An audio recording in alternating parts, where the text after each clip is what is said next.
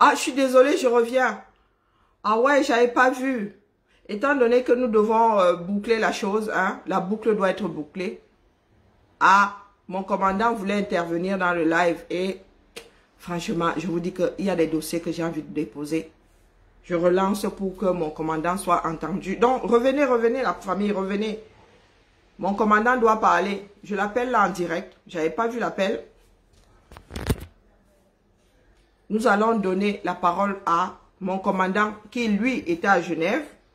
Je m'emballe souvent quand je fais le direct. Hein. Ça sort comme ça sort. Hein.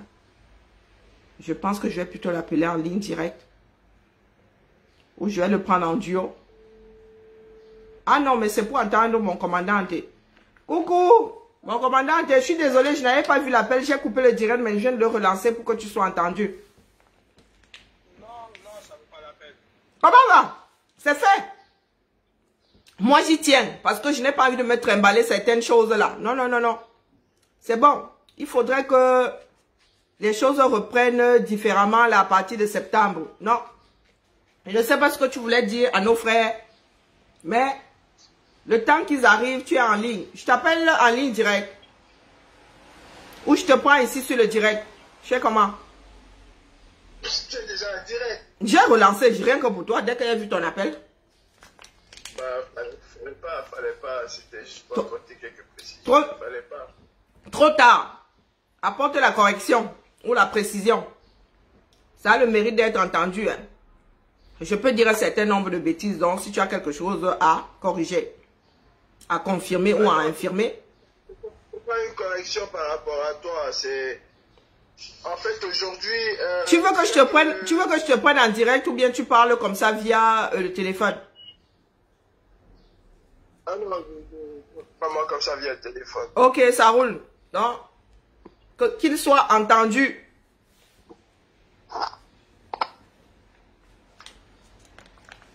Tu es en ligne, hein? Allô? Oui, allô? Tu es en direct? Vraiment lancer le direct? Oui, oui. Ouais. Bah, écoutez, bonjour à tout le monde, bon dimanche. C'est toujours un plaisir hein, de partager avec vous. Moi je dis et je le redis, un combat qui se base essentiellement sur la manipulation est un combat qui est voué à l'échec. Et il faut que chaque Camerounais qui se dit engagé dans la résolution de la crise au Nozo, qui se dit engagé dans la lutte de la libération néocoloniale et de la prédation du clan Biya sur le Cameroun, doit savoir raison garder. Quand on a une lutte et qu'on mène une lutte parce qu'on veut devenir une star, parce qu'on veut devenir une étoile, parce qu'on veut devenir une icône, on ne mène plus la lutte du peuple. On mène sa propre lutte. Et on se bat pour ses propres objectifs. Et cet objectif-là n'est plus ces objectifs-là ne sont plus des objectifs communs. Ça devient des objectifs propres. Il n'y a personne qui a obligé qui que ce soit à être dans cette lutte. Je pense que beaucoup, pour la majorité, sont venus combattre, ont mis leur visage face à la dictature, parce qu'ils espéraient faire tomber cette dictature-là.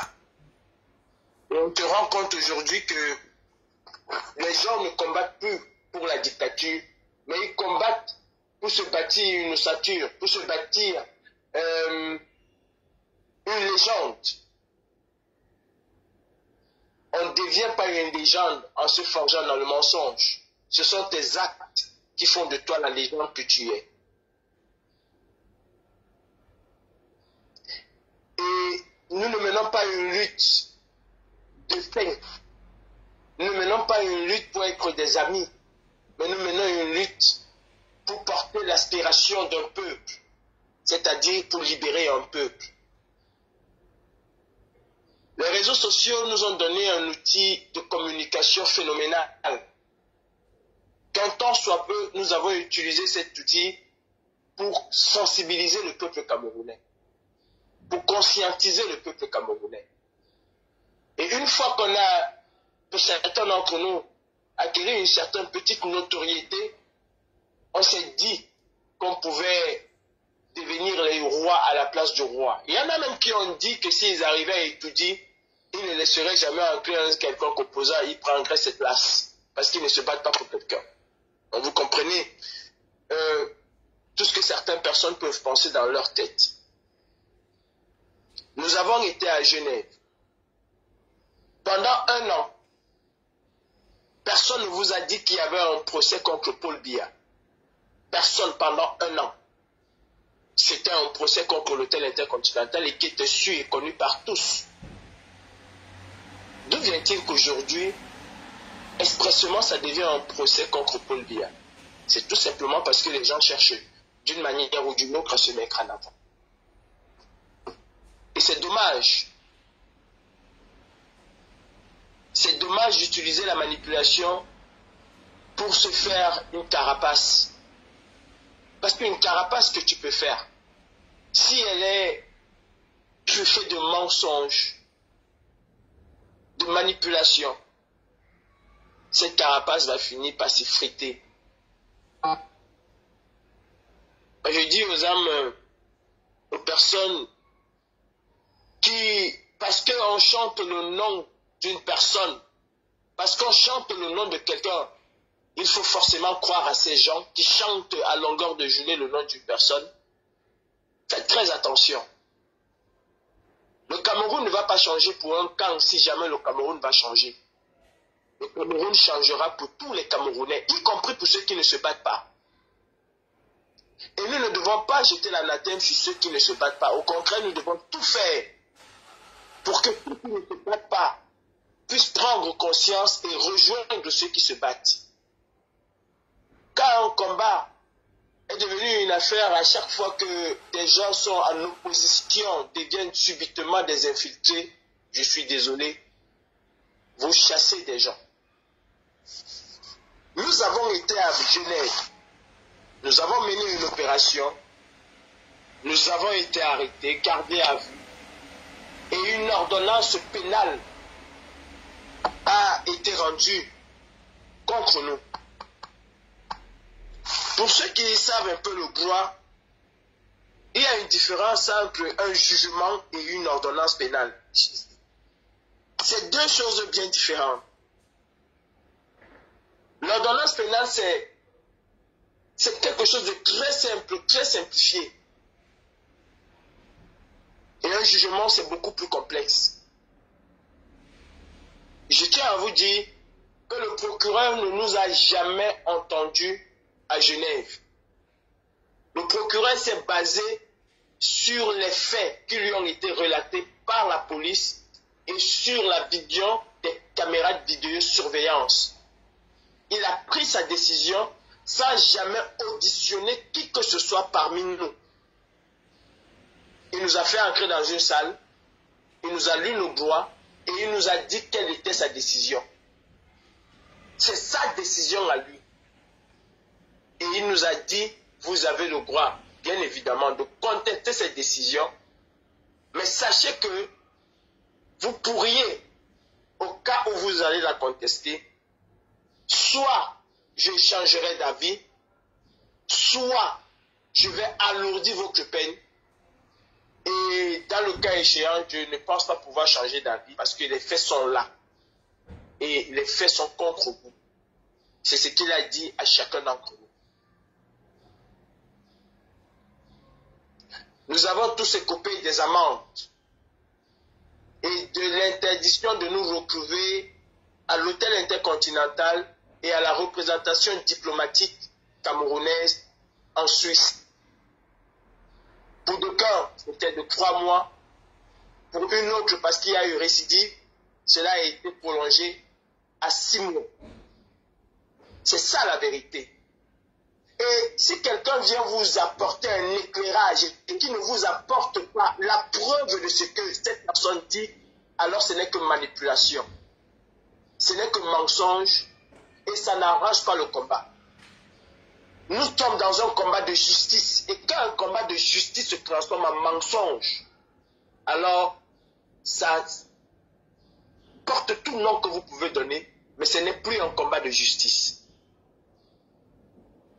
Et le fait de dire aux Camerounais que nous avons un procès contre l'hôtel intercontinental, si c'est devenu allié de Paul Biya, alors vous touchez véritablement le fond. Si dit la vérité aux Camerounais, c'est devenu être des alliés de Paul Biya, vous touchez vraiment le fond.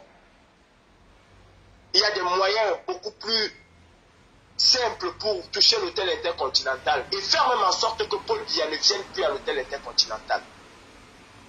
C'est très simple, ce n'est pas le mensonge. Est-ce que nous avons la capacité de pouvoir mobiliser des milliers de Camerounais face à l'hôtel intercontinental sans Biya pour dire à l'hôtel intercontinental, nous ne voulons plus de cet homme ici.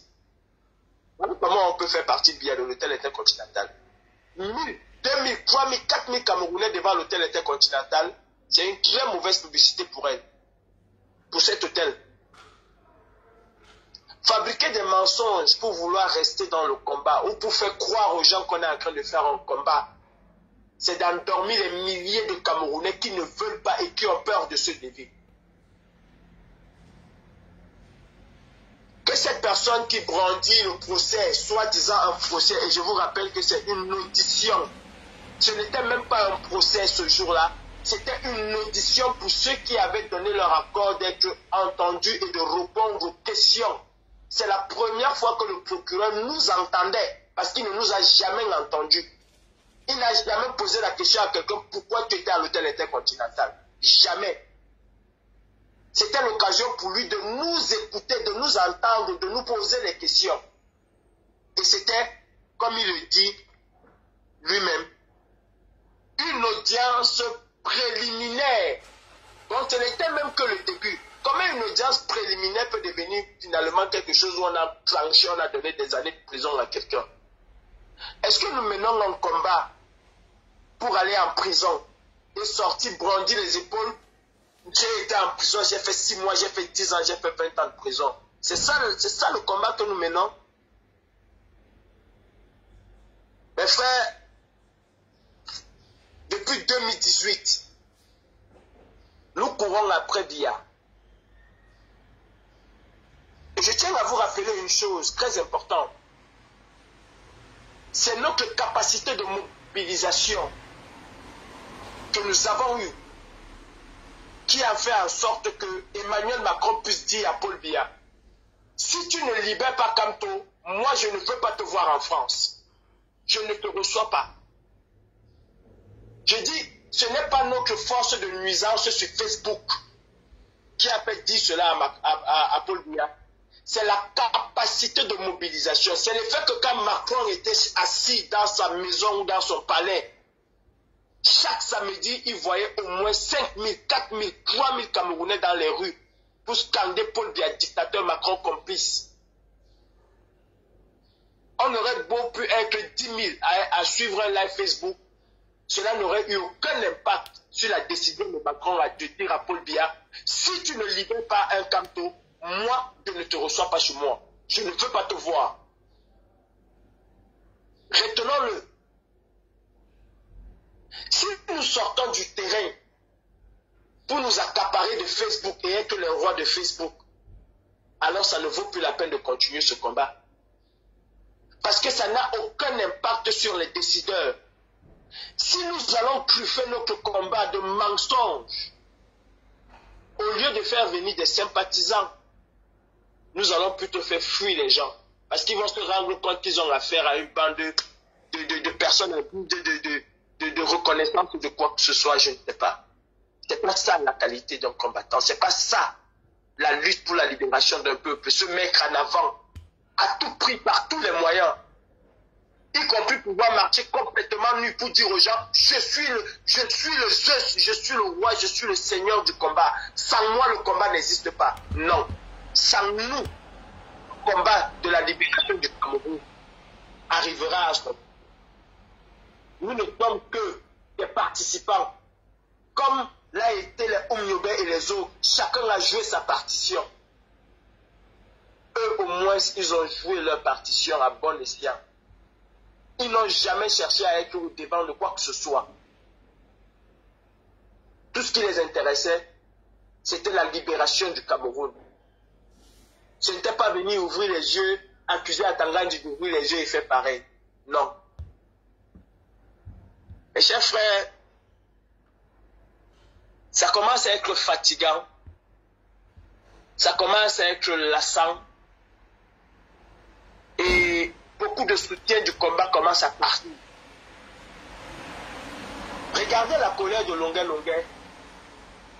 Lui qui est connu, qui s'exprime de cette manière-là. Imaginez-vous des milliers de Camerounais qui ne sont plus capables de nous suivre. Parce que nous nous donnons tout le temps en spectacle. Parce que les gens veulent se prendre pour ce qu'ils ne sont pas. Laissez l'histoire faire de nous ce qu'elle fera de nous. Ne précipitons pas l'histoire. Il y a une franco-américaine qui est entrée au Panthéon il y a quelques mois. Elle ne s'est jamais battue parce qu'elle voulait entrer dans cette maison qui est le symbole de la reconnaissance de la patrie vis-à-vis des personnes qui ont œuvré pour le rayonnement de la patrie. Joséphine Baker n'a jamais mené son combat dans l'espoir de se voir un jour parmi les grandes personnes de cette république. Faisons ce que nous avons à faire et c'est l'histoire qui donnera la place de qui à qui et comme elle voudra. Si on se bat aujourd'hui pour être des héros, alors dommage, ce n'est plus le combat de la libération du Cameroun que nous faisons. Si on se bat aujourd'hui contre une multinationale qui est capable à elle seule de payer 1 million d'avocats, et que moi, Calibri, je voudrais bien tous ceux qui ont été avec moi, avec nous, nous allons venir vous dire tous les jours, cotiser pour payer les avocats, et qu'à la fin, on vient encore nous confirmer les 550, les 600 francs suisses que nous avons écoutés comme condamnation. C'est dommage. C'était tout à fait normal. Je pense que si l'argent sortait de nos poches, nous n'allons pas autant. Tout ceci, tout simplement pour faire cotiser les gens. Jusqu'à quand allons-nous cotiser dans des litiges? Jusqu'à quand allons-nous cotiser? Est-il pas seulement que nous menons un combat pour cotiser, ou alors il faut que nous menons un combat pour faire partie Paul Biya et tout son régime dictatorial? Voilà 2025 qui est en train d'arriver à grands pas. Nous sommes déjà en septembre. 2022 c'était hier. On en parlait encore en janvier. Oh, ça va pas se passer comme ça. L'année-ci ne va pas finir. Nous sommes déjà en septembre. Et ce qu'on vient nous faire produire aujourd'hui, c'est un hypothétique procès qui aura lieu dans 2 ou 3 ans ou 4 ans. Nous avons contesté les amendes le 25 juillet 2021. Nous avons eu un procès préliminaire 1 an plus tard. J'ai dit nous avons eu un procès préliminaire 1 an plus tard. Et si ça va jusqu'au procès, cela prendra au moins 2 ans. Au minimum 2 ans. Pour arriver à la fin. Et on veut porter cela aujourd'hui comme étant le socle du combat que nous menons. Comme le procès contre l'hôtel continental. Admettons même le procès contre Biya aujourd'hui. C'est ça le socle de notre combat. C'est sur ça qu'il faut s'apprêter aujourd'hui pour montrer qu'on a encore le combat. Qui aboutira peut-être après l'élection présidentielle de 2025 qui aura lieu. Le procès contre l'ambassade a duré, je pense, 2 ou 3 ans pour arriver à Fontaine. Au lieu que nous nous battons aujourd'hui pour faire sortir les prisonniers politiques, au lieu que nous nous battons pour renverser le régime dictatorial de Paul Biya, on se bat aujourd'hui en diaspora pour parler d'un procès qui arrivera à son terme dans 3 ans. Mais est-ce que nous sommes normaux? Est-ce que nous sommes normaux? Est-ce que nous avons encore une capacité de réflexion?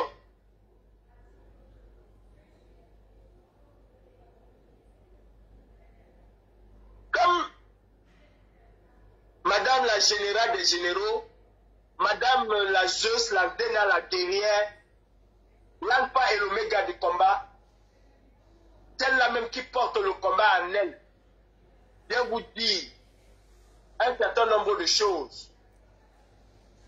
Elle vient vous apporter dans les preuves de cette dit, parce que sa parole n'est pas l'évangile. La parole de cette dame n'est pas évangile. Elle vous apporte la preuve qu'elle a un procès contre Paul Biya. Et que quand elle va gagner ce procès contre Paul Biya tombera de son piédestal. Il ne va plus être président du Cameroun. Il va libérer les prisonniers politiques. Quand ils auront purgé les peines. Pour ceux qui ont eu 2 ans, pour ceux qui ont eu 3 ans. Vraiment, mes frères, c'est dommage qu'on arrive à cela. C'est dommage que pour lutter notre bêtise, pour nos bêtises, il faut toujours chercher des petites choses qui n'ont aucun impact sérieux sur le combat. Nous devons redéfinir cette lutte. Nous devons accepter tout le monde dans la lutte. Nous devons considérer que c'est la lutte de tous les Camerounais et pas d'un groupe de personnes, pas des partisans de quelqu'un, pas des partisans d'une société, pas des partisans, je ne sais pas, d'une secte, pas les partisans d'une église, pas les partisans d'une maison, mais que c'est la lutte commune de tous les Camerounais.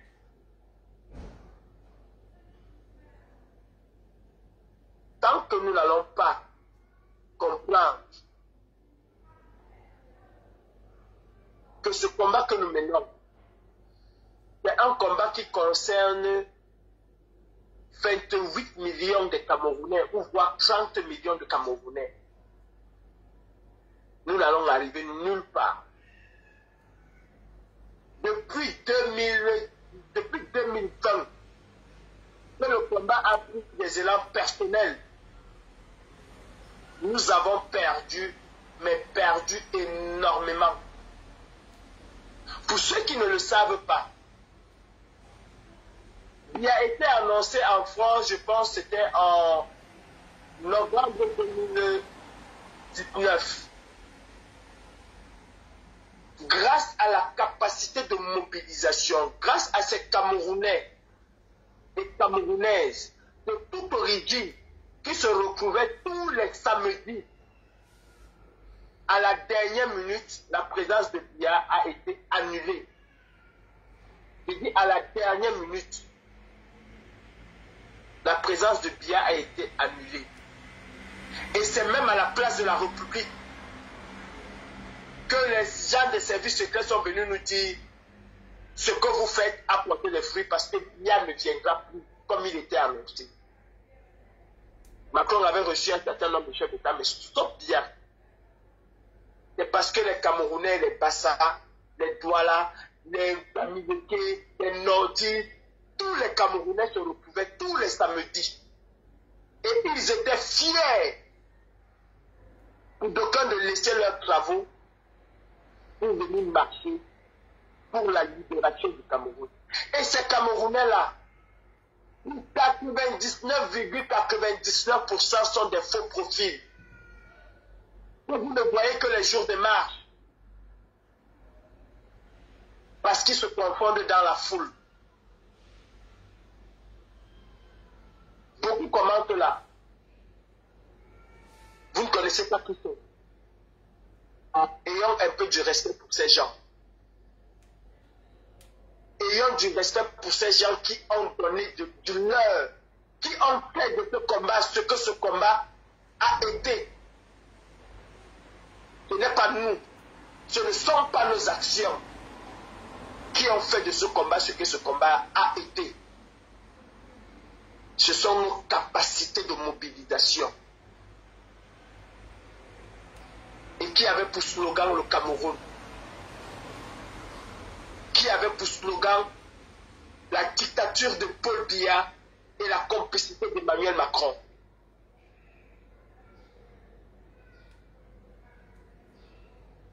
Et si nous voulons encore avoir des milliers de Camerounais, je ne parle pas de sympathisants, parce que si un combat se réduit aux sympathisants, c'est un combat, je vous le dis, qui est voué à l'échec. Nous sommes en train d'accompagner Paul Biya depuis 2020. Depuis que les gens ont commencé à trouver leur bouc émissaire, à chercher sur qui tirer, nous sommes en train d'accompagner. Si pour vous, même si la CPI aujourd'hui ouvre une enquête préliminaire contre Paul Biya, pour nous, ça doit être un petit phénomène, parce qu'il n'est pas le seul. Omar El-Béchir a été interdit dans presque tous les pays, du monde. Ça ne l'a pas empêché d'être président de son pays, jusqu'à ce que son peuple en décide autrement. Ce n'est pas la CPI qui l'a fait tomber, c'est son peuple qui l'a fait tomber. Autrement dit, il aurait encore été président. Pourtant, il était accusé par la CPI. Uhuru Kenyatta du Kenya a été entendu par la CPI, doit même inculpé. Ce n'est pas pour autant qu'on l'a condamné. Non. Il est revenu être son président de son pays. Si on passe le temps à brandir ce genre de choses au Camerounais comme étant des victoires, à l'exception des victoires même qu'il faut que nous ayons, c'est-à-dire une capacité de mobiliser le Camerounais au Cameroun et de mobiliser les Camerounais en diaspora pour que les peuples puissent faire une force phénoménale. Nous n'allons jamais arriver. Et le découragement, la lassitude est en train de s'installer. C'est dommage que nous n'arrivons pas à nous poser des questions. Ceux qui avaient au départ la capacité de nuisance contre la lutte, qui étaient appelés les patriotes, ont tous disparu. Il n'y a plus aucun patriote qui s'attaque à la lutte. Mais il y a des combattants qui s'attaquent entre eux, qui s'insultent à longueur de journée. Posez-vous donc des questions. Est-ce que le régime dictatorial de Biya n'a pas compris que c'est la meilleure des façons de tuer la lutte? C'est la meilleure des façons de faire dire aux Camerounais chaque fois que vos histoires là, pardon, mais allez avec ça loin de moi, je ne veux même pas entrer dans vos histoires des Camerounais là. Où vous commencez bien, vous finissez mal. C'est avec ça que vous voulez porter un opposant au pouvoir. Je vous demande encore, Camerounais, ceux qui disent soutenir la lutte, ceux qui disent soutenir une certaine bêtise, je vous demande encore, posez-vous les questions, où sont les Amékamers? Où sont les Amékamers? Où sont les patriotes? Les examinations sont où? Les nations Banga sont où?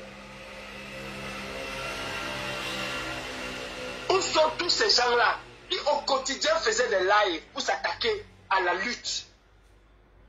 Aujourd'hui, ils n'existent plus. Ils ne parlent même plus de la lutte, même plus du régime de Biya. Ils n'en parlent plus. C'est certains combattants qui ont pris le relais. Ils font exactement ce que ceux-là faisaient. Et vous pensez que par-dessus tout, vous allez dire aux Camerounais, retrouvons-nous à Paris demain matin, vous aurez 10 000 Camerounais qui vont sortir. Retrouvons-nous à Paris dans une semaine, vous aurez 20 000 Camerounais qui vont sortir. Le combat avait une prestance quand il y avait des marches qui regroupaient des milliers de Camerounais. Le combat n'a jamais eu de prestance parce que nous avions une capacité d'aller sur le Bolloré, d'aller devant n'importe qui, de faire n'importe quelle opération de poing. C'était un ajout Mais la chose la plus importante de notre lutte que nous avions, l'âme la plus forte que nous avions, c'était cette capacité-là de mettre des milliers de Camerounais dans les rues. Et si vous n'avez pas compris, c'était l'âme du combat, pas nous là. Pas c'est moi Calibri, c'est moi qui ai parti casser ça. Non, c'est moi la générale des généraux. Non, c'est moi le grand général, c'est moi le grand maréchal. C'était pas ça le combat. Macron n'a pas eu peur de nous en tant qu'individu. Pour dire à Paul Biya, si tu ne libères pas quand je ne te reçois pas, un président d'ailleurs ne le dit pas à un autre. C'est parce que les milliers et les milliers de Camerounais qui battaient le pavé tous les samedis lui faisaient peur. Mes frères camerounais, quand nous disons que la lutte c'est au 237, c'est parce que le poumon de la lutte met au 237.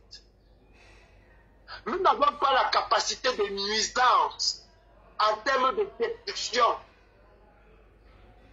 comme les Algériens en France. Nous n'avons pas cette capacité. Les Algériens n'ont jamais dit aux Algériens, nous allons casser tout en France et vous allez avoir votre liberté. Jamais les Algériens n'ont dit ça aux Algériens. Pourtant Dieu seul sait, et vous le savez pour vous qui vivez en France, que quand les Algériens se mettent dans la rue, ça prend parfois d'autres tournures. Mais ça n'a pas empêché leur président qui était sur un fauteuil roulant, qui n'avait aucune capacité de faire quoi que ce soit, d'être maintenu au pouvoir par tous ces oligarques qui l'entouraient. Les Algériens ont toujours fait ce qu'ils avaient à faire tout en disant au peuple algérien, le pouvoir vous appartient. Et le jour où les Algériens se sont mis dans les rues par milliers, la réplique n'était pas faite attendre en France. Et grâce à la réplique qui allait se faire et à la mobilisation générale de tous les Algériens, Macron nous a appelé pour leur dire, nous n'avons plus besoin de cet homme. Parce que les conséquences ici en France vont être catastrophiques. C'est les Algériens de l'Algérie, sans distinction de race et de sexe, qui se sont mis dans les rues. Sans distinction de profession. Ce sont les avocats, ce sont les magistrats, ce sont les médecins, ce sont les universitaires, ce sont les petits bails Amselam, les parents pauvres, les endettés, qui se sont coalisés, qui se sont mis tous ensemble. Il n'y avait pas d'agrégé, il n'y avait pas de général, il n'y avait personne, il n'y avait qu'un peuple face à une dictature. Et ils ont fait tomber leur président. Nous n'avons pas la capacité de nuisance des Algériens en diaspora. Malgré leur capacité de nuisance, ils n'ont jamais dit au peuple, nous allons mener le combat à votre place parce que vous, on va vous arrêter. Parce que vous, on va vous envoyer en prison. Et d'ailleurs, dites-moi, quelle est la lutte de libération qui n'a jamais envoyé des gens en prison? Regardez l'Afrique du Sud. Tous ces gens qui ont été emprisonnés avec Mandela sont devenus presque pour la plupart des présidents de la République. Qui vous dit que parmi ces prisonniers de Nebel, parmi ces prisonniers politiques, le véritable président du Cameroun ne sortira pas de ces prisonniers politiques-là? Qui vous le dit? Nelson Mandela a-t-il été un jour, en tout cas, avant qu'il n'aille en prison, a-t-il été le président de l'ANC? Non, il n'a jamais été président de l'ANC. Mais il est devenu président de la République, sortant de prison. Qui vous dit que le véritable président, que le président du Cameroun, aucun des présidents du Cameroun ne sortirait pas de ses enfants, de ses frères qui sont à Nebel, que ce soit un anglophone ou un francophone?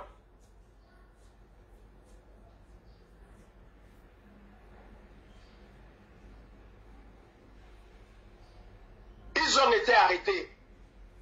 Comme Mamadou Mota. nous allons célébrer le jour où le RDPC va décider de libérer un ou deux. On va dire, ouais, on les a libérés. Qu'est-ce que nous faisons pour la libération de cette personne? C'est à montrer les muscles que nous sommes des grands combattants. C'est à dire, oh, ils vont libérer, ils ne libèrent pas demain, on va les faire le mamie, on va les tuer au fému, on va les tuer le tibia. C'est ça qui va libérer ces prisonniers. On te prendre 10 personnes, mettre quelque part, et qui scandent libérer les prisonniers, on rentre, on dit qu'on a des jobs done, on a accompli nos pétitions. On se met de ces prisonniers. On fait tout, sauf en vouloir leur véritable libération. Si on veut libérer les prisonniers politiques, il va falloir assainir le combat. Il va falloir que ceux qui sont là pour la gloire puissent se taire 2 secondes et laisser les Camerounais pouvoir se mobiliser. Tant que nous n'allons pas avoir la capacité, nous n'allons pas reprendre cette capacité de mobilisation, de pouvoir mettre 5000 Camerounais dans les rues, que de se contenter de 300 partisans. Alors, nous allons courir dans le sac et après Biya, ce serait Biya. Le problème de la lutte aujourd'hui n'est pas une lutte partisane. Parce qu'une lutte partisane est circonscrite. Elle circonscrite pour moi. Elle se réduit comme peau de chagrin à un petit groupe de personnes. Mais une véritable lutte, c'est une lutte transpartisane qui ne regarde pas l'origine, qui ne regarde pas l'ethnie, qui ne regarde pas la couleur, qui ne regarde pas le genre, mais qui regarde tout le monde comme étant une personne. Après Paul Biya, ce serait Paul Biya si nous continuions dans ce désastre que nous faisons. Des gens nous ont fait confiance. Des gens ont quitté les États-Unis, l'Afrique. Des gens sont venus du monde entier pour marcher à Paris. Les gens sont quittés de partout pour aller marcher aux États-Unis. Il y avait une dynamique, il y avait une ferveur. Malheureusement, par souci pour certaines personnes de se mettre en avant, pourtant le combat ne fait que commencer. Nous avons découragé des milliers de personnes. Nous avons et nous continuons de décourager des milliers de personnes. Dans le souci de redynamiser la lutte, je ne me mettrai plus jamais dans la boue avec les bouseux. Je ne me répondrai plus à aucune attaque et à aucune insulte. Au moins, j'aurai la conscience tranquille de dire j'ai su m'arrêter à temps. Et j'invite les Camerounais soucieux du devenir du Cameroun de laisser les chiens aboyer et que nous continuons à avancer avec la caravane. Le souci pour nous aujourd'hui, c'est de faire en sorte que des milliers de Camerounais se sentent concernés par la lutte que nous menons. C'est de faire en sorte que les Camerounais ne puissent pas avoir peur d'aller en prison. Je vous ai posé la question, dites-moi quelle est la lutte de libération d'un pays qui n'a pas envoyé des centaines de personnes en prison. Dites-moi quelle est la lutte de libération qui n'a pas envoyé des centaines de personnes en prison. Pour la plupart d'entre nous, nous sommes tous des prisonniers ambulants. Quand vous avez des personnes qui, sur le plan administratif, sont bloquées par tous les moyens, croyez-moi, quand on est en Occident et qu'on est bloqué administrativement, on est encore pire qu'un prisonnier. Parce que le prisonnier n'est que privé de sa de ta liberté d'aller et de venir. Mais il garde tous ses droits administratifs.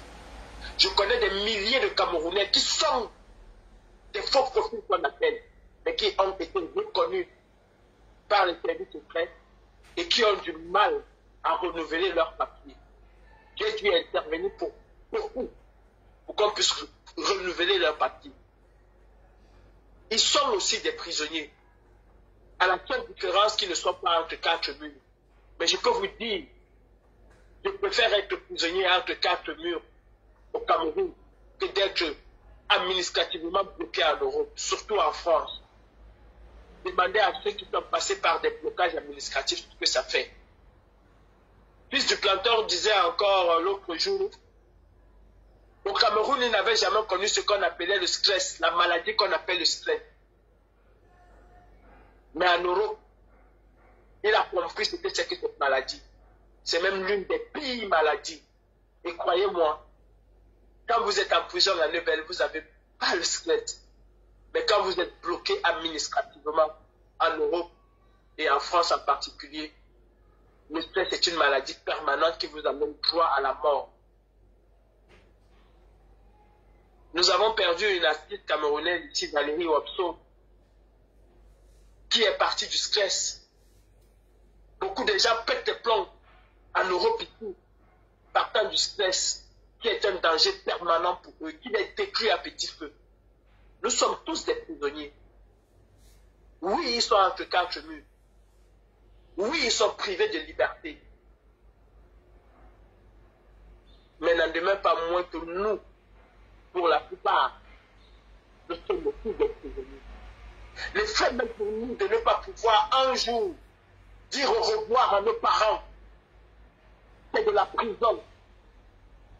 Le fait pour nous de ne plus jamais partir dans notre pays tant que ce régime dictatorial est encore là, c'est la prison. Alors madame la générale, madame les généraux, monsieur le général, ou c'est le général ou c'est quoi? Nous sommes tous des prisonniers. Libérons-nous des chaînes de la dictature et de l'oppression. Libérons-nous de ces chaînes. Si vous êtes des prisonniers qui voulaient juste vous expliquer comme étant des prisonniers de luxe, je ne m'appelle pas Medengo. Je ne m'appelle pas Medengo. Je ne m'appelle pas Atanganapuma. Non. Je ne porte pas ces noms de luxe. Je ne porte pas et nous ne portons pas, pour la plupart d'entre nous, des noms de luxe. Je m'appelle Calibré, je m'appelle Cam, je m'appelle Antoine, je suis un prisonnier. Et je me bats aujourd'hui pour avoir ma liberté. Alors que grâce, s'il vous plaît, cherchons à mobiliser les Camerounais que nous avons pu mobiliser. En 30 ans de combat, que vous, les aînés, vous avez mené, vous avez passé le temps à vous détruire entre vous. Résultat des courses, vous n'avez pas été capable de mettre 2000 Camerounais dans les rues en 30 ans de combat que vous avez fait. La jeune génération est arrivée avec un dynamisme. La jeune génération est arrivée avec une fougue. La jeune génération est arrivée avec une envie de faire tomber le régime dictatorial de Biya. Cette jeune génération, en tant qu'aînés, vous ont fait confiance.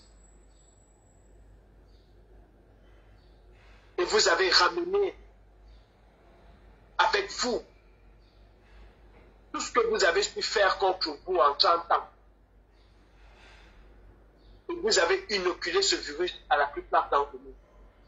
Résultat de course, aujourd'hui, nous sommes quittés de 10 000 Camerounais, de 15 000 Camerounais, à 300 Camerounais ou à 200 Camerounais. Et nous sommes fiers. Vous étiez capable hier de mobiliser 5 000 Camerounais dans les rues. Aujourd'hui, vous êtes capable de mobiliser que 300 et vous êtes fiers de ce chiffre. Jusqu'à dire que c'était phénoménal. Je pense que la bêtise a élu domicile dans la tête de beaucoup de Camerounais. Je pense vraiment. Paul Biya fait ce qu'il veut faire des Camerounais tous les jours. Il a pris un pays qui avait des routes. Il a pris un pays qui avait un certain nombre d'infrastructures pour cette époque qui était déjà énorme. Et il a réduit ce pays en pays misérable. Nous avons dit que nous nous battons pour le peuple. Et nous montrons à ce peuple-là que nous nous battons que pour nous, pour exister d'une certaine manière, pas des procès qui n'ont absolument aucun impact fondamental. Si ce n'est nos égos personnels que cela va un peu caresser, maintenant cela n'aura aucun impact. Je préfère 1000 fois avoir 5000 Camerounais dans les rues que de gagner un procès comme pour l'hôtel intercontinental. Je préfère mettre 2000 Camerounais devant l'hôtel intercontinental et perdre 10 procès. Contre Paul Biya lui-même, je ne sais à quel point on va. En dehors de suspendre cette amende de 500 voire 750 €. Parce que le final, c'est de gagner. Gagner, c'est quoi? C'est que le juge te dit, ok, je t'avais condamné à 750 d'amende, je t'avais condamné à 6 mois de prison avec justice, je les enlève. C'est ça au final. Ce n'est pas que je condamne Paul Biya à 6 mois d'interdiction de l'hôtel intercontinental. Je condamne le gouvernement camerounais à ne plus mettre les pieds. La finalité, ce serait l'amende que je t'avais donnée, je l'enlève. Ce serait ça la finalité. Et on aurait pris les Camerounais en haleine pendant des mois et des mois pour les dire qu'on a un procès du siècle. Juste pour dire au final, soit j'enlève l'amende de 550 francs suisses ou de 600 francs suisses, soit je maintiens cette amende. C'est tout. Et quel est l'impact pour ce combat? Quel est l'impact pour ce combat? La brigade anti-Sardina France, la basse France, a eu au minimum 4 voitures qui partaient à Genève. J'ai dit au minimum 4 voitures qui partaient à Genève. C'est Galbert, le trésorier de la base, qui a dit non. Pour une amende de 550, de 610 francs suisses, nous ne pouvons pas dépenser pour ces 4 voitures 2000 € pour faire partie des 4 voitures en Suisse. C'est impossible. Moi, je préfère même qu'on paye cette amende-là. Parce que si on fait le calcul, dans nos comptes, il va nous rester encore de l'argent. 1000 et poussières, 1400, 1300 et poussières, 1390. Je ne sais pas si je fais la soustraction ou la multiplication comme hier. Mais Galbert a dit non. Pour 600, pour que le juge nous dise à la fin qu'il enlève les 600 ou qu'il nous maintient les 600, on va aller dépenser 2000 €.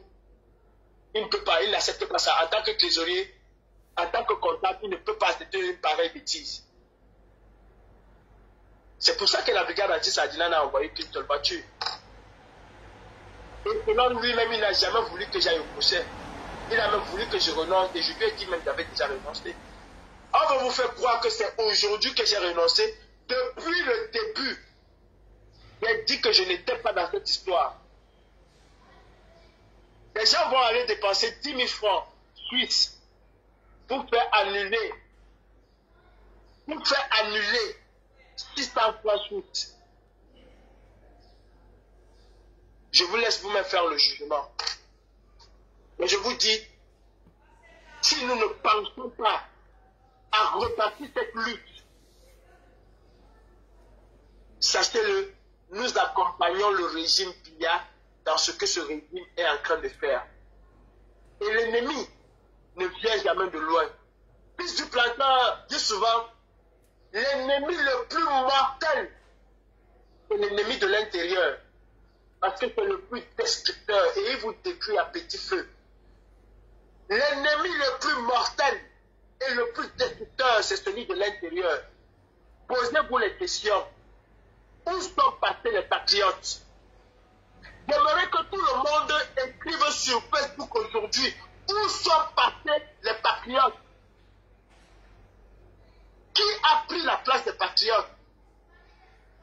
Parce que la capacité de nuisance qu'avaient les patriotes ont été léguées à certaines personnes, et aujourd'hui qui font à merveille le travail des patriotes.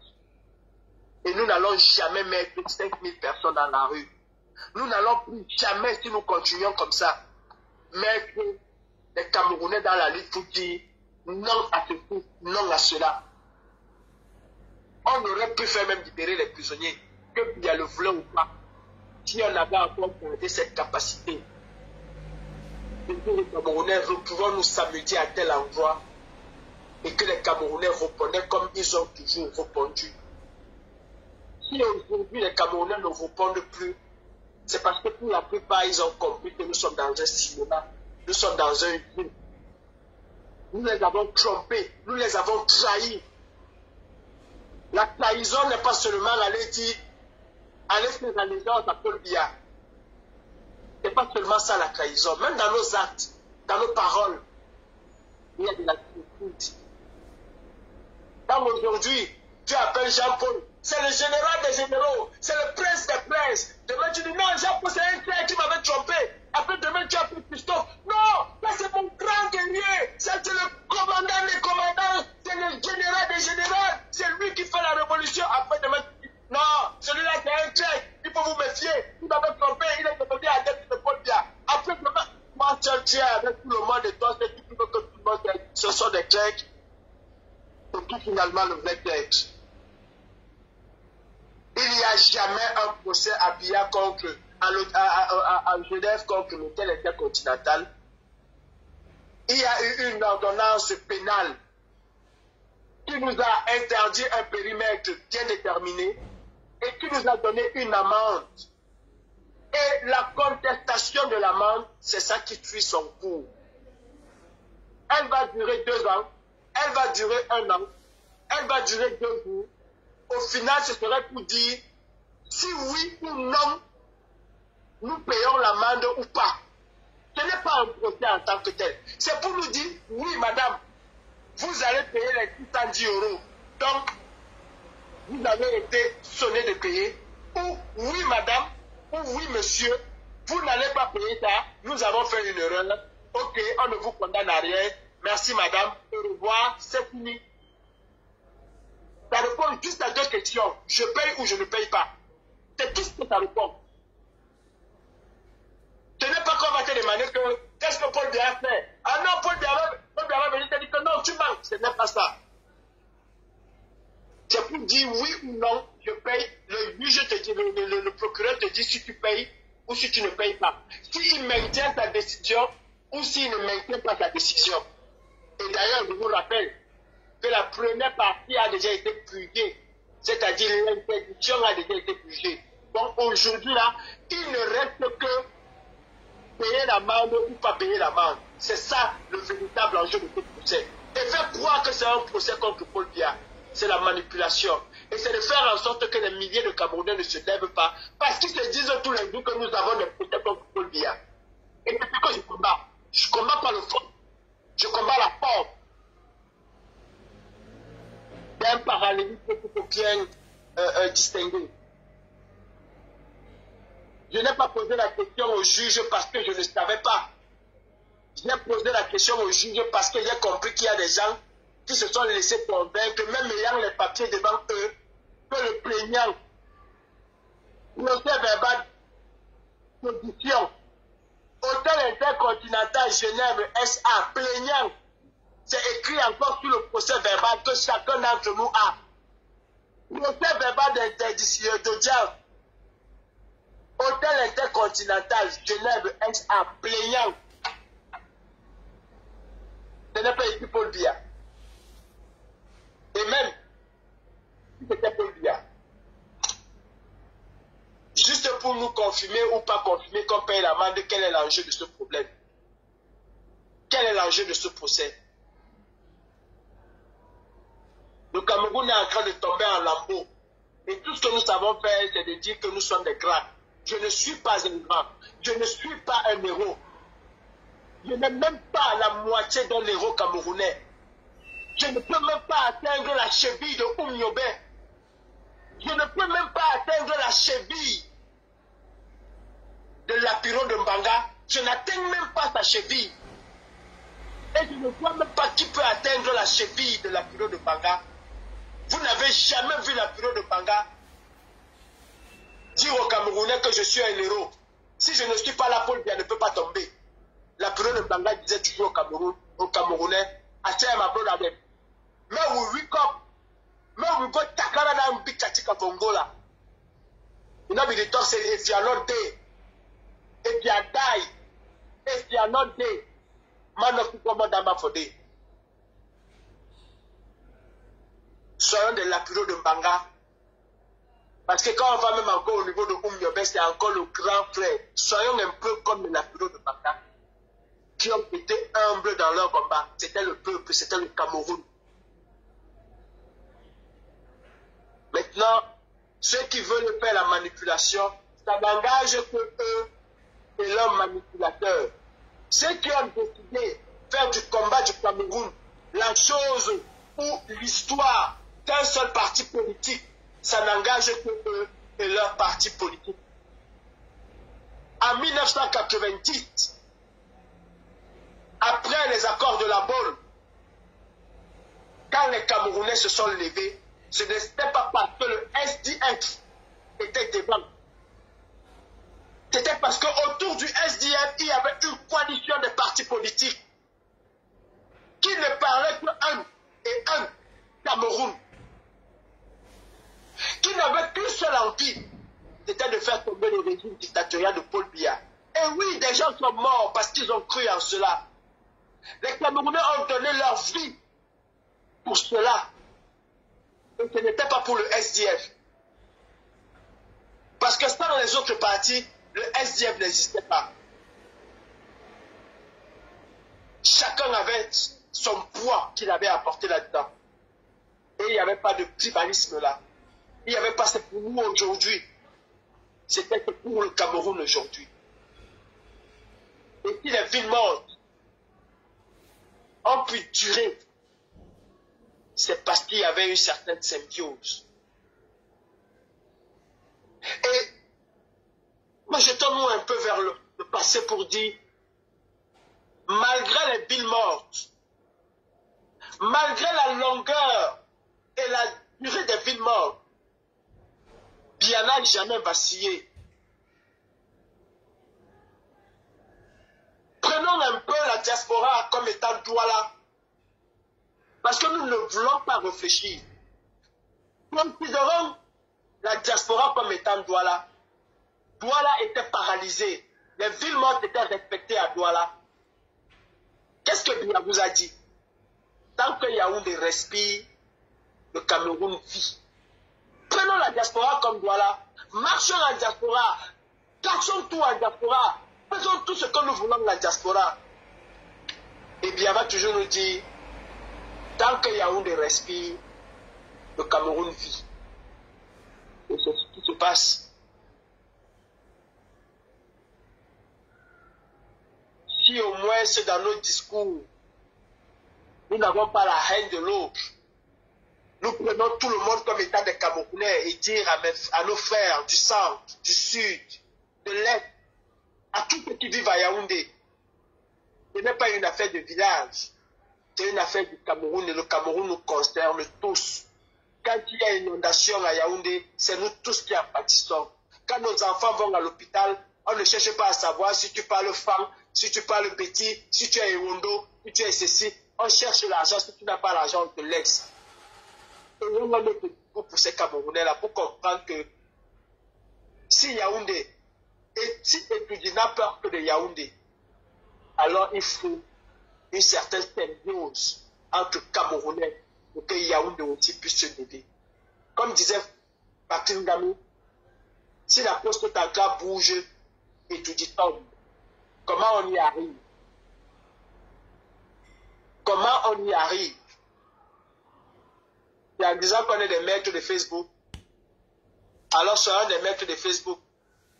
N'oubliez pas une chose, Une fois que tu éteins ton téléphone, une fois que tu te déconnectes sur Facebook, Facebook meurt et ne ressuscite que le jour ou le lendemain ou la seconde après ou la minute après quand tu vas encore réactiver Facebook. Quand tu travailles là et que ton patron est en face de toi, est-ce que tu connais ce qui se passe sur Facebook? S'il y a même 20 000 maisons qui ont brûlé sur Facebook, est-ce que tu sauras? Tu ne saurais pas. Tu vas le savoir quand tu vas allumer ton téléphone. Facebook n'est que le virtuel. La bureau de Mbanga n'a pas été un héros virtuel. Il a été un héros adulé par le peuple. Alors si nous voulons être de la bureau de Mbanga, faisons exactement comme la bureau de Mbanga. La bureau de Mbanga ne connaissait pas le Babi, il ne connaissait pas le Beti, il ne connaissait pas le Haoussa, il ne connaissait pas le Foudé. Il connaissait le Cameroun. Et il connaissait les Camerounais. Et il s'adressait aux Camerounais. Il ne s'adressait pas aux Camerounais en tant qu'ami de Fundi, en tant qu'ami de Feu Namjoya, en tant qu'ami de Boamassok. Il s'adressait aux Camerounais en tant que Camerounais et en tant que leurs frères et leurs amis. Les frères camerounais, vous avez pu faire le constat que la diaspora aujourd'hui, c'est le Matuvu, c'est le Zéziste. Alors prenez conscience que la lutte de la libération du Cameroun vous appartient à vous, Camerounais. Entre autres, regardez ces hommes et ces femmes qui ont bâti le pavé de 2018 à 2020. Regardez la marche du 18 mai à Paris. Regardez ces milliers d'hommes et de femmes qui ont fait le déplacement à travers le monde. Et dites-vous que si ces hommes et ces femmes ont tout sacrifié pour venir en France, pour marcher pour vous, pour 99% d'entre eux, ce n'était pas pour changer Paul Biya pour un autre homme, c'était pour changer le Cameroun. C'était pour que plus jamais un président au Cameroun ne puisse être comme Paul Biya. C'était pour que vous puissiez vivre, pas exactement comme ils vivent ici en Europe, mais que vous puissiez avoir ne serait-ce que le minimum vital, pouvoir vous soigner, pouvoir envoyer vos enfants à l'école, à la fin du cursus scolaire de vos enfants, qui puissent intégrer un emploi digne de ce nom, qui puissent avoir un salaire digne de ce nom. Tous les hommes et des femmes de la diaspora camerounaise, à travers le monde, se sont mobilisés dans les marches. C'est pour que vous puissiez avoir accès à l'eau potable. C'est pour que vous puissiez avoir accès à l'électricité. C'est pour que vous puissiez avoir accès aux routes dignes de ce nom. Et si nous persistons pour certains d'entre nous dans ce combat, c'est pour que vous puissiez avoir accès au minimum vital. Que les indigents au Cameroun puissent avoir un minimum pour pouvoir vivre. Que nos enfants ne puissent plus mourir dans nos hôpitaux parce qu'on manque de médicaments pour les soigner. Que nos sœurs ne puissent plus être emprisonnées parce qu'elles ont donné naissance. Alors que ici, quand une femme donne naissance, elle gagne au moins 1000 euros. Nous ne voulons même pas que nos sœurs puissent gagner 1000 euros. Si c'était le cas, ça nous enchanterait. Mais nous voulons au moins que, pour la plupart d'entre elles, quand tu n'as pas de moyens de payer, qu'après ton accouchement, que tu rentres chez toi dignement. C'est le combat que nous menons.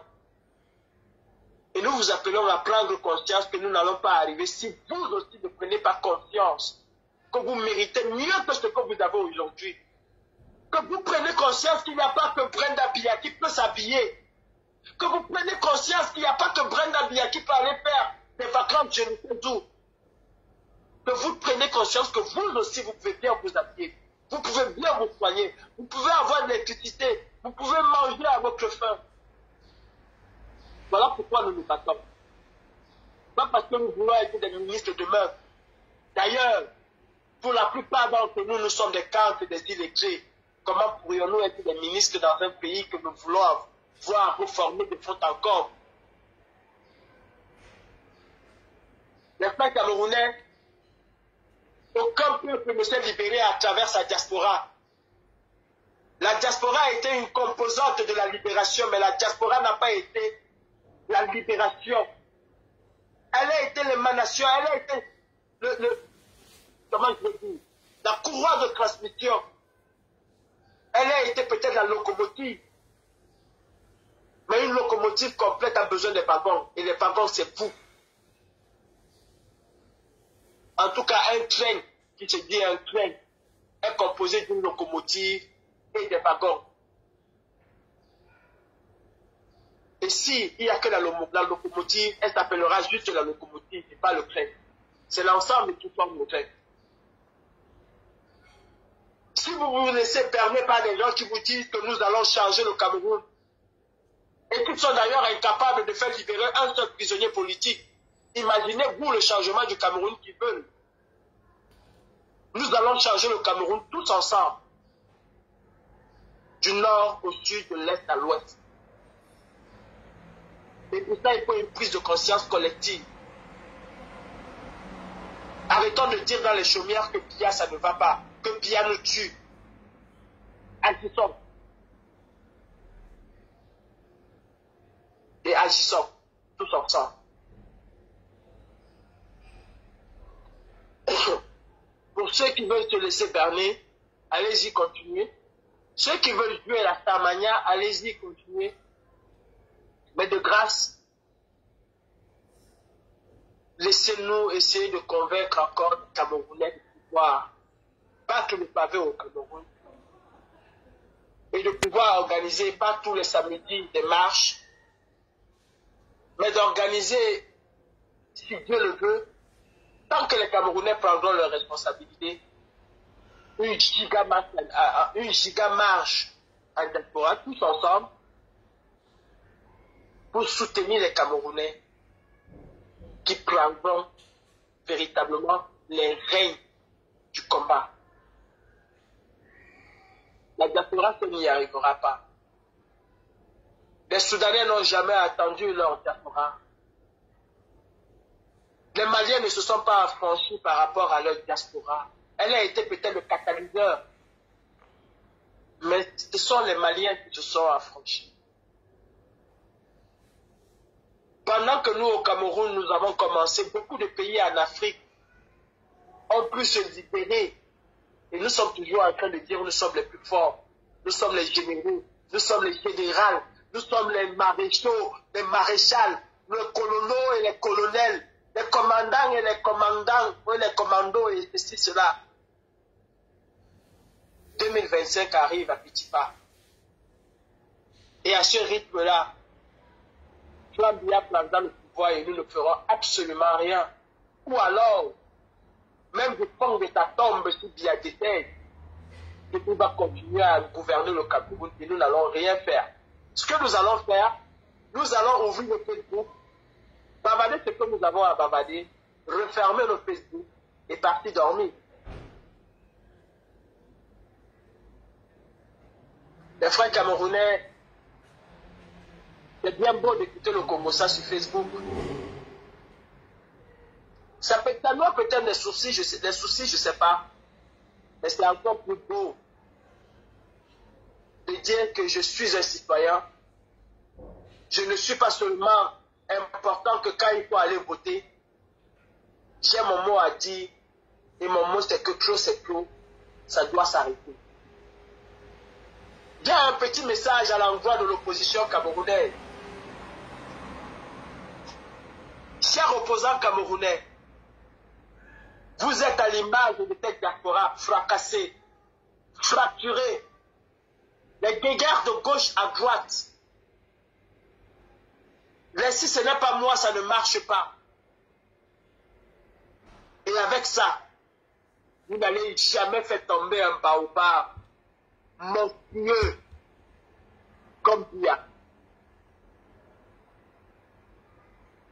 En 1990, l'opposition camerounaise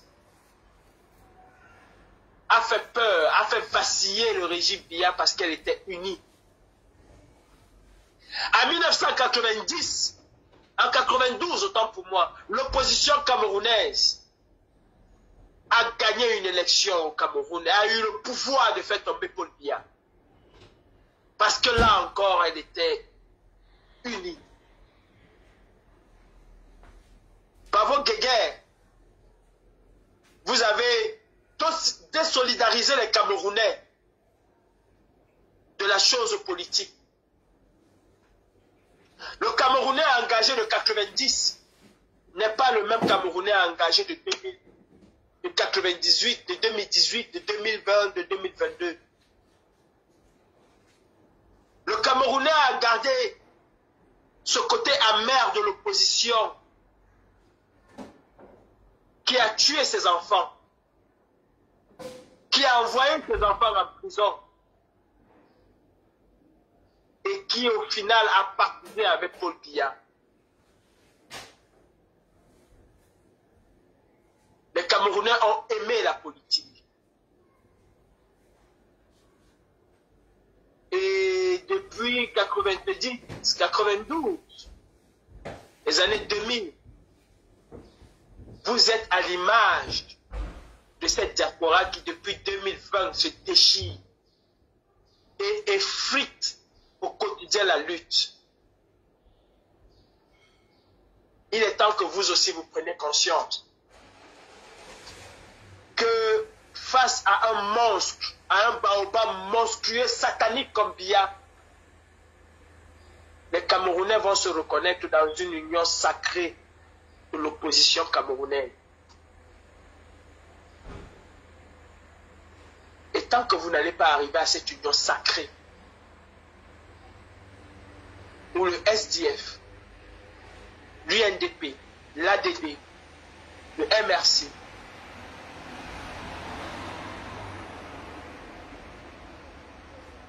l'UDC,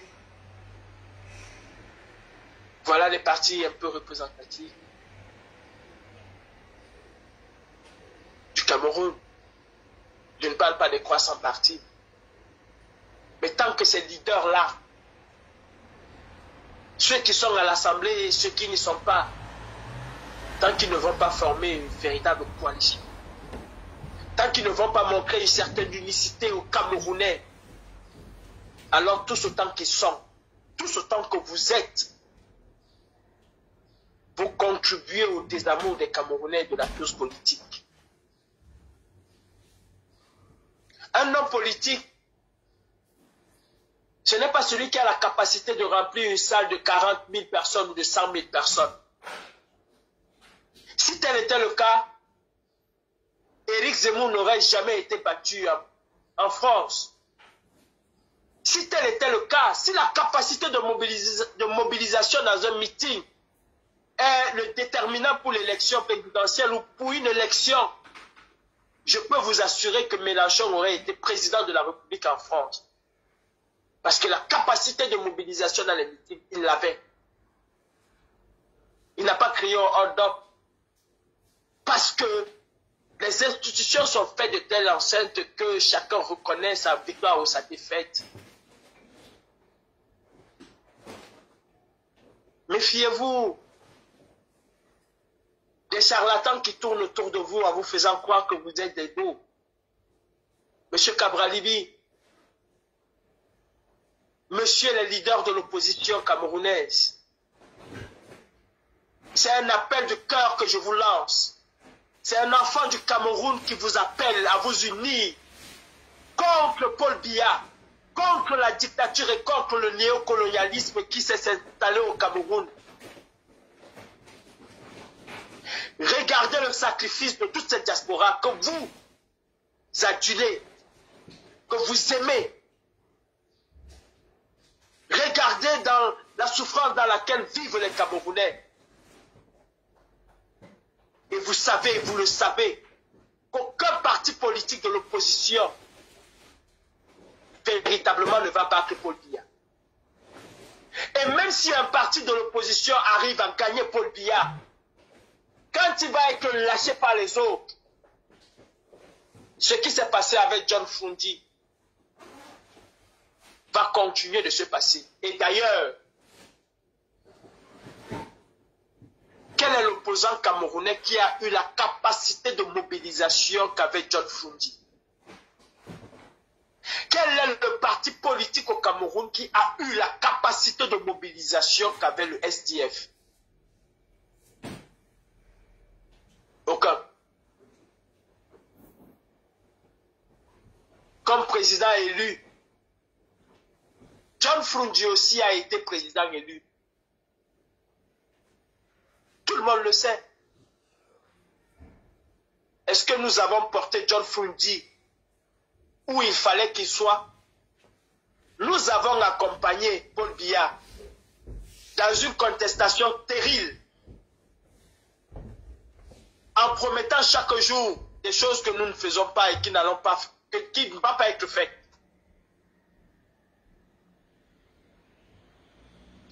John Frundi a vu son élection glisser entre ses mains.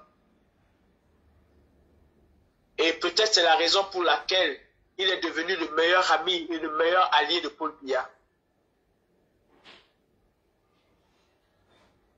Chers membres de l'opposition, vous le savez mieux que nous, que sans une coalition, vous n'allez jamais détrôner le régime Biya. Et quand je parle de coalition, c'est du début à la fin. C'est d'aller à une élection ensemble avec celui que vous aurez choisi comme celui-là qui va vous représenter. Pas celui qui a le plus de nombre de militants, je ne sais pas. Pas celui qui a le plus d'adeptes. Pas celui qui parle le plus fort. Pas celui qui est peut-être plus intellectuel. Pas celui, c'est vous qui serez celui que vous allez choisir. En tout cas, celui qui fera l'unanimité au sein de vous. Et que vous allez soutenir jusqu'au bout.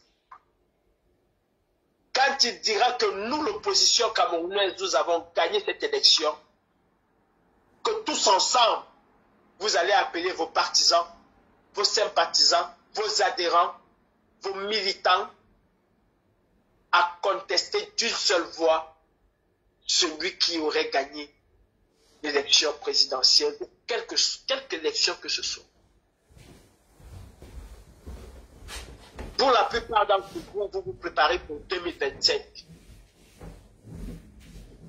Eh bien, sachez que si vous allez en rang dispersé en 2025, vous dispersez les Camerounais et vous n'allez jamais gagner une élection en 2025.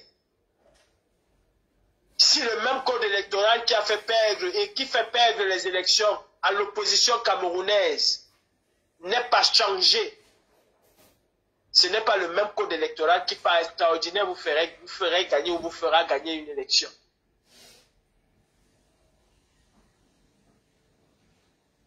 Montrez-nous que vous êtes avec le peuple.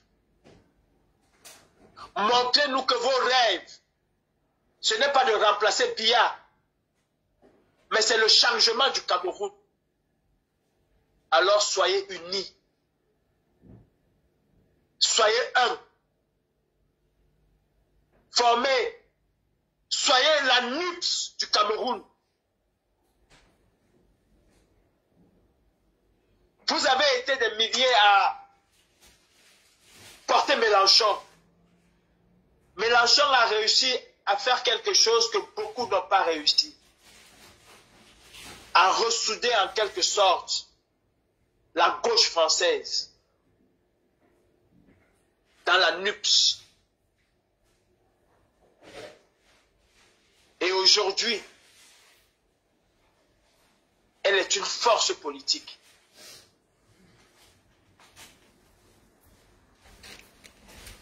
Faites exactement pareil au Cameroun. Que nos militants arrêtent, que vos militants arrêtent de s'entretuer, de s'entrechoquer, de s'entretaper tous les jours et qui pensent véritablement à ces milliers de Camerounais-là qui n'ont pas accès à l'eau potable comme peut-être vous, qui ne peuvent pas envoyer leurs enfants à l'étranger, qui souffrent du fait que quand leurs enfants ont des diplômes, sont obligés de ramasser le bic pour pouvoir avoir un poste. Montrez-nous aussi que vous vous battez pour le Cameroun, pas pour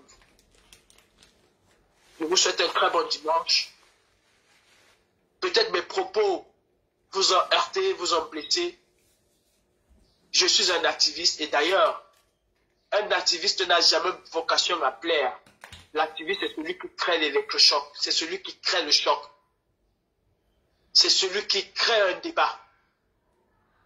Si ça peut vous servir de débat et qu'ensemble nous menons une véritable réflexion sur le changement au Cameroun, alors allons-y. Bon dimanche à vous. Bon dimanche au Cameroun. La paix pour nos frères amazoniens, nos frères anglophones, la libération de tous les prisonniers politiques. Tu sais quoi, Ayok Tabé, Bibi Stibancho? Tous les prisonniers de croix politiques au Cameroun doivent être libérés. Et nous tenons à cette libération. Et la Basse France joue son rôle dans la libération des prisonniers. C'est pardon. Mais il y a des choses qui se font lentement, mais qui se font quand même. Chacun apporte sa petite pierre à l'édifice d'un Cameroun nouveau. C'est ces petites pierres que nous apportons. Sachez que nous sommes tous des prisonniers. Je prendrai par exemple l'exemple de Karine Michaud, qui de manière consciente, à l'instar d'autres Camerounais et Camerounaises, ont décidé de ne pas aller dire au revoir à leurs parents, elle à sa maman. Et vous savez ce que ça fait chez nous en Afrique, de ne pas voir la dépouille de celle qui t'a mis au monde ou de celui qui t'a donné la vie. Vous savez le poids psychologique que ça fait. Et surtout qu'on a pris en tout temps mes consciences, qu'on a pris cette décision, parce qu'on s'est dit, dès que je mettrai mon pied dans cette lutte, je couperai les ponts avec ma famille. Surtout, je n'irai jamais, si quelque chose arrive, voir les miens. Et ça, croyez-moi, c'est de la prison et c'est de la prison à vie. À vie. Nous sommes tous des prisonniers. Tous autant que nous sommes qui avons mis nos visages dans cette lutte. Ne l'oubliez jamais. Et à ceux qui ont mis le visage dans cette lutte, je vous dis, beaucoup de courage. Nous avons vu des vertes et des pas mûres, et nous verrons encore des vertes et des pas mûres. C'est l'engagement que nous avons pris et allons jusqu'au bout. Nous allons libérer le Cameroun par tous les moyens. Je dis par tous les moyens. Merci et bon dimanche.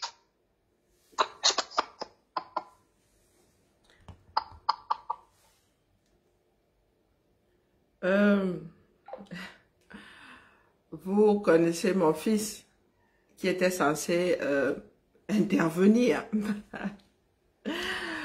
Voilà, j'ai relancé le direct afin que ce qu'il voulait dire soit entendu. Je n'aime pas tout ce qui est énergivore. Et Calibri vient de dire ce que je disais tantôt, à savoir la lutte doit continuer et elle continuera avec sans un certain nombre de personnes. Nous devons de purger la lutte afin qu'elle soit maintenue à flot. Pour ceux qui sont dans la démarche contraire, pour ceux qui pensent être l'alpha et l'oméga, nous vous souhaitons bon vent. Mais ça se fera, votre démarche se fera sans nous. J'essaie de bloquer quelqu'un. Je ne vais pas en rajouter plus pour ne pas polluer ce que vient de dire mon commandant en chef à moi. Je vous laisse vous y pencher et en tirer vos propres conclusions. Sur ce, je vous salue bien bas.